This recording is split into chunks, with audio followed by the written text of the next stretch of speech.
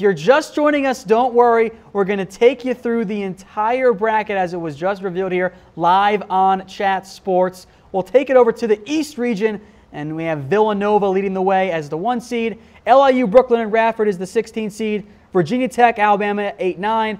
West Virginia is your 5. They'll face Murray State. And then it's Wichita State and Marshall. So, Brian, quick thoughts on this top half of the East region.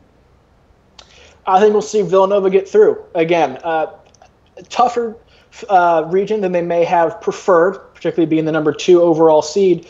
But just with their overall talent and skill set and the matchup problems they pose for teams, they'll have a tough matchup against either West Virginia or Wichita State. But I think they'll eventually get by that and should have a great chance to make another Final Four run. All right, that is the top half of the East. Here is the bottom half. Texas Tech is your 3, followed by Stephen F. Austin as the 14 seed. Florida, and then they'll face the winner of St. Bonaventure or UCLA. Arkansas is the 7, Butler's the 10. Purdue is your 2 seed. They'll face Cal State Fullerton. Same deal, Brian. Quick thoughts on this bottom half. Maybe it's that playing game, which could be intriguing. Yeah, the second game, so the first weekend matchups, the round of 32, are going to be really interesting here, particularly assuming chalk holds, a Texas Tech-Florida matchup. That'll be a great contrast of Texas Tech's defense, Florida State's sort of free-flowing, three-point heavy offense. That'll be a great matchup to watch should that happen. And then if Purdue and Arkansas play, Purdue is a big team that struggles handling athleticism. Arkansas is a quick team, a fast team who loves to pressure. And so that could be a very interesting matchup and potentially a first weekend upset. All right, Brian, so who do you have winning the East? Is it Villanova or are you going upset? I would go Villanova. I think we'll have Villanova, Texas Tech facing off in the Elite Eight with Villanova coming out of the region. Let's get to the South region then. Virginia is the number 1 seed. They'll face 16-seeded UMBC over in Charlotte. Creighton versus Kansas State is the 8-9. Kentucky faces Davidson. Arizona 4, Buffalo 13. Brian, I think it's going to be a similar thought to what I've got. Top half of the South region, I think is pretty darn strong. This is, I think, the toughest quadrant of a region that we've seen so far, just with the fact that Virginia is going to have to go up against Kentucky or Arizona in the Sweet 16 should make them very unhappy with the selection committee as the number 1 overall seed. They did not get rewarded with this draw at all.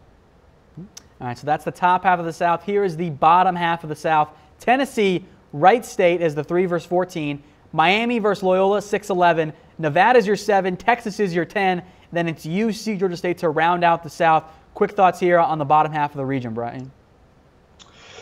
It sets up pretty well, I think, for chalk to hold. I think we'll see the top teams sort of advance through here. Potential upset in the first round will be Loyola over Miami. That'll be an interesting matchup. I do think Miami, though, is playing well of late. That's a game that I think we may see a buzzer beater or a key shot late that becomes one of the shots of the tournament, win that game. But I think we'll see Tennessee get through the winner of that game. Nevada, I think, is too well-rounded for Texas, but they're not strong enough to get past Cincinnati. And then Cincinnati, with their defense, should be able to handle Miami, Tennessee, or Loyola in that Sweet 16. And so I think it's a pretty clear path for Cincinnati to get to the Elite Eight.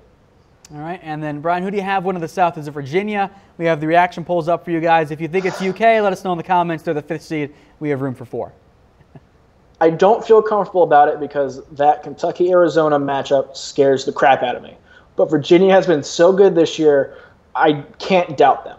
And if they get past that Kentucky-Arizona game, they get into a game against Cincinnati, who plays the same way they do, and Virginia does it better than anybody else has ever done it. They had the best defensive efficiency rating since the stats started being recorded back in 2002. You get in that game, you're beating Cincinnati. I think there's no problems in that. That Kentucky-Arizona matchup that's looming scares me, but I have no reason to doubt Virginia. I think this will be Tony Bennett's first Final Four.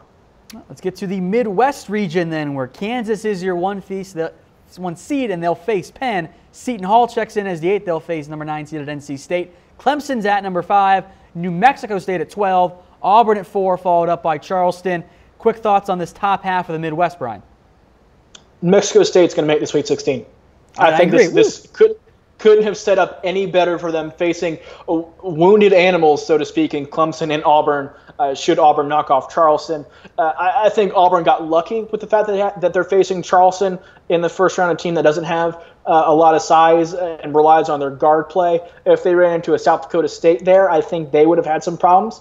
But I think we'll see New Mexico State win and Auburn win, and then New Mexico State pull off another upset and be that double seed that makes the Sweet 16.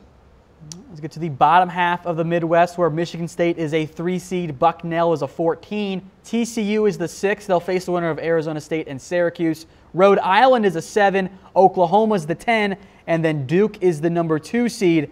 What do you think of the bottom half of the Midwest? Does the potential Duke-Michigan State matchup intrigue you, Brian? Very intriguing. Now, we saw it beginning of the year, very beginning of the year in the Champions Classic, and Marvin Bagley for Duke played the first probably 3 minutes of the game and then got hurt, got his eye scratched, missed the rest of the game. Grayson Allen went off, and Duke handled Michigan State and ended up winning fairly comfortably.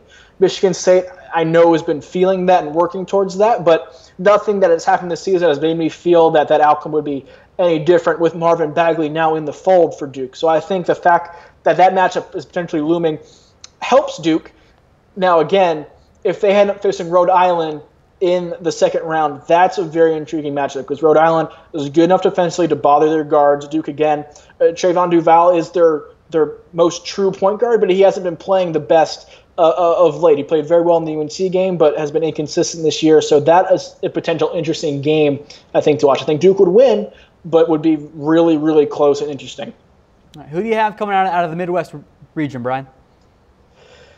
This is really tough. I think this sets up really, really well for Duke going up against Michigan State, who they've already beaten and have shown that they have more talent than, and I think just kind of their number. And then Kansas, we don't know how healthy Udoka Azubuike, their big guy, is. We know they're short on depth, particularly in the front court. He's the only real big guy. He suffered an MCL strain in practice before the Big 12 tournament, didn't play at all in the Big 12 tournament. He's going to be back for the NCAA tournament, but we don't know how healthy he's going to be. They need him to be 100% healthy to go up against Marvin Bagley and Wendell Carter for Duke. Because of that, we don't know what that is. I think we would see Duke win that matchup, a possible matchup in the Elite Eight. All right, let's get then to the West region, our final one. Xavier's the 1 seed. They'll face the winner of the 16 seed playing game, and it's not going to matter because barring a miracle, Brian, the 1 seed will once again win. Missouri's the 8, FSU's your 9 seed, OSU's your 5th seed, South Dakota State checks in at 12, then it's Gonzaga as the 4. What do you make of the top half of the West region, Brian? I think this is another 5-12 game. Ohio State's really been kind of limping to the finish line and then having essentially 2 weeks off from the time they lost in the Big tournament to when they'll play their first round game in the NCAA tournament. I think we'll see South Dakota State pull off that upset. Gonzaga will beat UNC Greensboro, even though I think that'll be a very close game. Wes Miller's UNC Greensboro's coach, who's one of the real up-and-coming young coaches in the sport. I would not be surprised if they pulled that upset, but I think Gonzaga just is a little bit better and will win a close game, and then we'll beat South Dakota State to get to the Sweet 16. Missouri, Florida State, I think we give Missouri the slight edge in that game, but Xavier should have a pretty easy path to the Elite Eight from this region.